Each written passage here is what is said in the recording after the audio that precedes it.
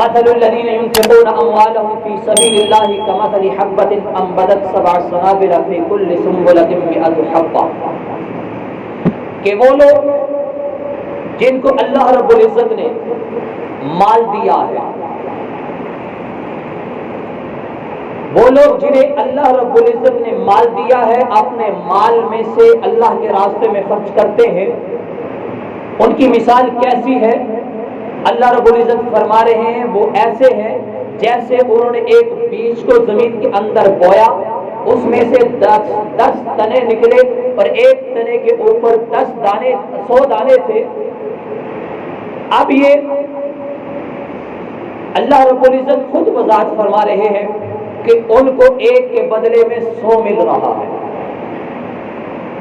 واللہ یضاعف لمن یشاء، اللہ جس کا چاہتا ہے اضافہ کر دیتا ہے۔ واللہ واسع علیم، اللہ بڑا واسع، سننے والا ہے، جاننے والا ہے۔ اور اللہ رب العزت نے فرمایا کہ جو شخص اللہ کے راستے میں مال کو خرچ کرے گا اس کو قیامت کے دن کیا ملے گا؟ وَلَا خَوْفٌ عَلَيْهِمْ وَلَا هُمْ يَحْزَنُونَ، اور وہ اس کے لیے ایک شرط بھی لگا دی کہ وہ شخص جس کو ہم نے مال دیا وہ اللہ کے راستے میں استعمال کرتا ہے، راستے میں لگاتا ہے، علی الاعلان یا چھپ کر جیسے بھی اللہ کے راستے میں دیتا ہے، اور اس پر وہ احتساب نہیں کرتا، اس کو جتلاتا نہیں ہے، اور کسی کو اس سے تشدد نہیں کرتا، ایذا نہیں دیتا، تکلیف نہیں دیتا، اس کے لیے یہ خوشخبری ہے۔ ولا خوف علیہم، قیامت کے دن اس پر کوئی خوف نہیں ہوگا، ولا هم یحزنون، اور وہ غم زدہ بھی نہیں ہوگا۔ یہ اللہ رب العزت فرما رہے ہیں۔ اور آگے فرمایا کہ جو نماز قائم کرتا ہے، جو نماز قائم کرتا ہے اور نبی علیہ الصلوۃ والسلام پر ایمان رکھتا ہے، تو فرشتے اس کے پاس جنت سے آتے ہیں، دروازوں میں سے داخل ہوتے ہیں اور سلام کرتے ہوئے آتے ہیں، سلامتی بھیجتے ہوئے آتے ہیں اور کہتے ہیں کہ جو تو نے صبر کیا اور جو تو نے اللہ کے راستے میں خرچ کیا، آج اس کا صلہ دیکھ لے کہ آخرت میں اللہ نے تیرے لیے مقام کیسا بنا دیا۔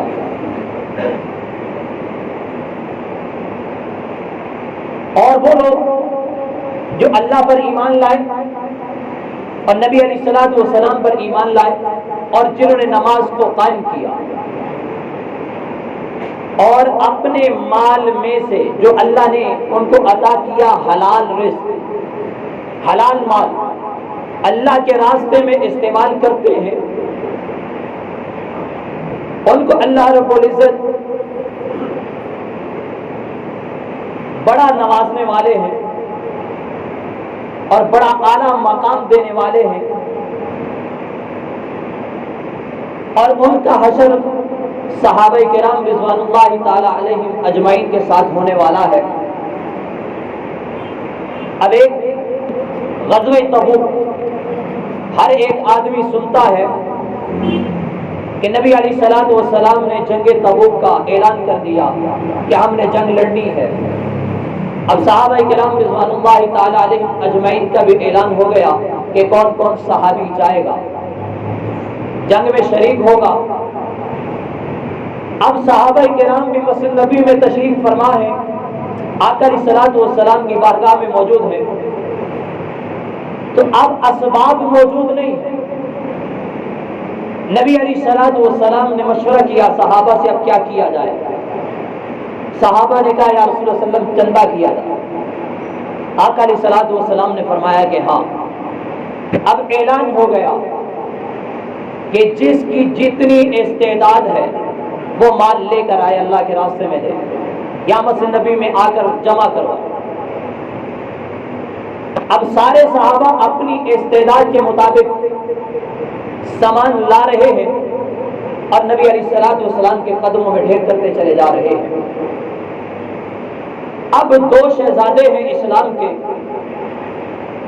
اور دونوں ہی پہلے خلیفۃ المسلمین ہیں اور نبی علیہ الصلوۃ والسلام کے دونوں سسر ہیں، صدیق اکبر رضی اللہ تعالیٰ عنہ اور فاروق اعظم رضی اللہ تعالیٰ عنہ، یہ دونوں سسر ہیں، اور دونوں جو آخری خلیفہ ہیں حضرت عثمان غنی رضی اللہ تعالیٰ عنہ اور علی رضی اللہ تعالیٰ عنہ، یہ دونوں نبی علیہ الصلوۃ والسلام کے داماد ہیں۔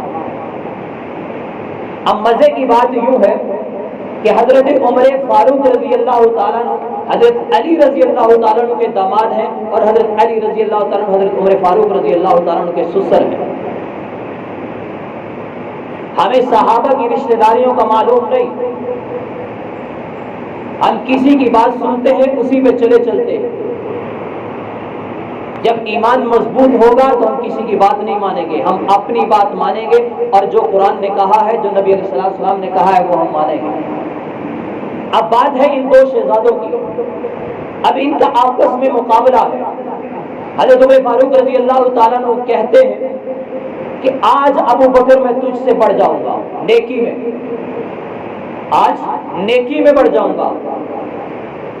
اب صدیق اکبر رضی اللہ تعالیٰ عنہ بھی اپنا مال لے آئے، اور حضرت عمر فاروق رضی اللہ تعالیٰ عنہ بھی مال لے آئے، اور نبی علیہ الصلوۃ والسلام نے ہر صحابی سے ایک سوال کیا کہ کیا لے کر آئے ہو، کتنا مال لے کر آئے ہو۔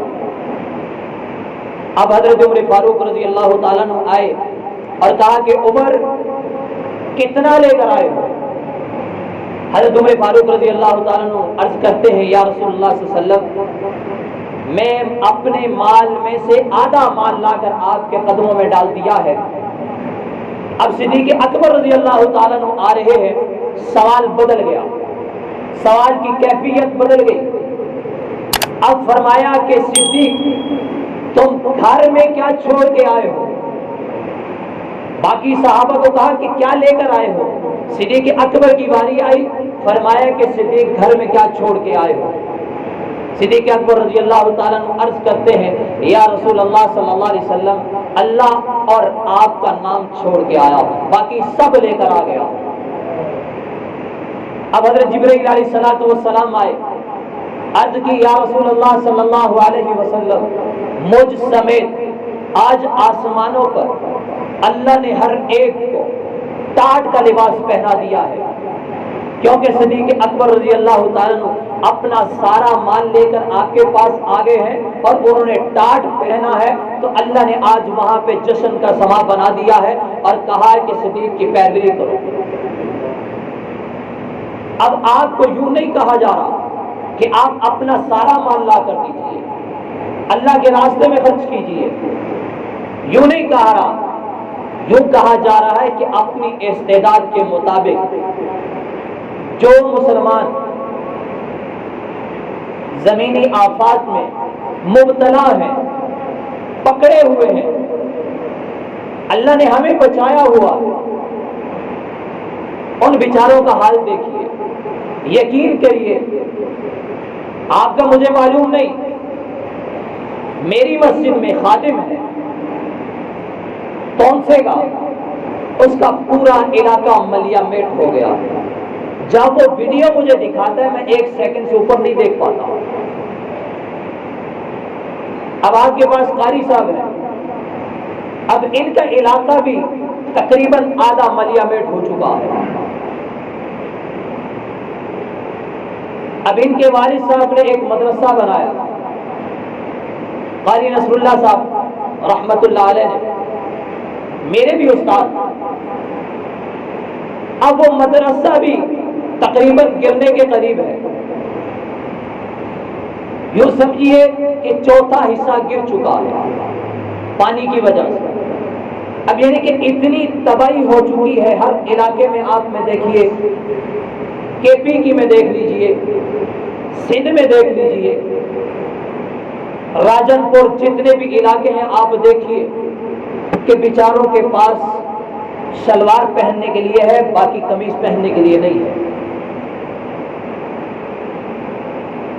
اب بچوں کے پاس کپڑے نہیں ہیں، ان کے پاس کھانے کے لیے نہیں ہے۔ آپ یقین مجھے بتائیے اپنے ایمان سے، اگر ہمارا ایمان مضبوط ہوتا ہمارا ایمان مضبوط ہوتا تو آج مجھے آپ کے سامنے فضائل سنانے کی بات نوبت نہ آتی، مجھے آپ کو کہنے کی ضرورت نہ پڑتی۔ جو اعلانات ہو رہے ہیں، کیمپ لگ رہے ہیں، ان کی ضرورت کبھی نہ پڑتی۔ صحابہ کے دور میں صرف یہ ایک چندہ ہوا ہے، اس کے علاوہ چندہ نہیں ہوا۔ صحابہ نے کبھی کیمپ نہیں لگائے، صحابہ کا ایمان مضبوط تھا، اسی لیے اللہ نے فرمایا ان جیسا ایمان لاؤ گے تو تمہیں بخشوں گا، تمہیں ہدایت دوں گا۔ اگر ویسا ایمان نہیں ہے، اگر ہمارا ایسا ایمان مضبوط ہوتا، خدا کی قسم ہمیں کسی کو کہنے کی ضرورت نہ پڑتی، اور وہ اپنا دل فراخی کے ساتھ ان لوگوں کے ساتھ تعاون کرتا، ان لوگوں کو پہنچاتا۔ ہمارے بچے اچھا کھا رہے ہیں، اچھے سکولوں میں پڑھ رہے ہیں، جو وہ فرمائش کرتے ہیں ہم اس کو پورا کرتے ہیں، کیونکہ اللہ نے ہمیں دیا ہے۔ خرچ کرنا چاہیے، لیکن وہ بھی تو ہماری اولاد ہے۔ اگر دیکھا جائے بچے سب کے سانجے ہوتے ہیں، بچہ بچہ ہی ہوتا ہے۔ آپ بڑوں کو نہ دیکھیے، چھوٹوں کو دیکھ لیجیے، چھوٹوں کے لیے کر لیجیے۔ اب آخری بات کہ اللہ رب العزت نے 11ویں سپارے کے اندر فرمایا ہے ان اللہ اشترى من المؤمنین انفسهم واموالهم بان لهم الجنہ، کہ بے شک اللہ نے خرید لیا ہے مومنین، ان کی جان کو، ان کے مال کو سودا کر لیا ہے، بِأَنَّ لَهُمُ الْجَنَّةَ، جنت کے بدلے۔ اب جنت کے بدلے جو سودا کیا ہے، اور جنت کیسے ملے گی؟ وہ اس لیے کہ اللہ کے راستے میں نکلنا پڑے گا، اللہ کے راستے میں نکل کر لوگوں کو دعوت دینی پڑے گی اور جہاد کرنا پڑے گا۔ آج تو جہاد ہے ہی نہیں، اس دور کی بات کر رہا ہوں کہ جہاد کرنا پڑے گا، اللہ کے راستے میں نکلنا پڑے گا۔ اور یہ بھی ایک جہاد ہے کہ غریبوں کی مدد کی جائے، لاچاروں کی مدد کی جائے، جو بے یار و مددگار ہیں ان کو رہنے کے لیے مکان دیا جائے، ان کو پہننے کے لیے کپڑے دیے جائیں، ان کو کھانے کے لیے کھانا دیا جائے، اور ان کی ضروریات کو پورا کیا جائے۔ اللہ تعالیٰ مجھے بھی عمل کرنے کی توفیق عطا فرمائے، آپ کو بھی، اور مجھے بھی بڑھ چڑھ کے حصہ لینے کی توفیق عطا فرمائے۔ ان کی مال کی، جان کی، اولاد کی، عافیت کی اللہ تعالیٰ حفاظت فرمائے، آبرو کی حفاظت فرمائے، عزت کی حفاظت فرمائے، اور اللہ تعالیٰ ہمیں بھی ان مصیبتوں سے محفوظ فرمائے۔ تو نماز کے بعد ان کے ساتھ تعاون کیجیے گا، اور انشاءاللہ یہ آپ بات لکھ لیجیے گا کہ اگر آپ اخلاص کے ساتھ دیں گے، اخلاص کے ساتھ دیں گے، تو قیامت کے دن اللہ آپ کو اعلیٰ مقام عطا فرمائے گا۔ اس دن آپ فخر سے فخر کریں گے، آپ کی جو خوشی ہوگی وہ سما نہیں پائے گی۔ اس لیے آج تھوڑا سا وقت آپ کا زیادہ لے لیا، اس کے لیے معذرت۔ اللہ تعالیٰ مجھے بھی عمل کرنے کی توفیق عطا فرمائے، آپ کو بھی۔ وآخر دعوانا الحمدللہ۔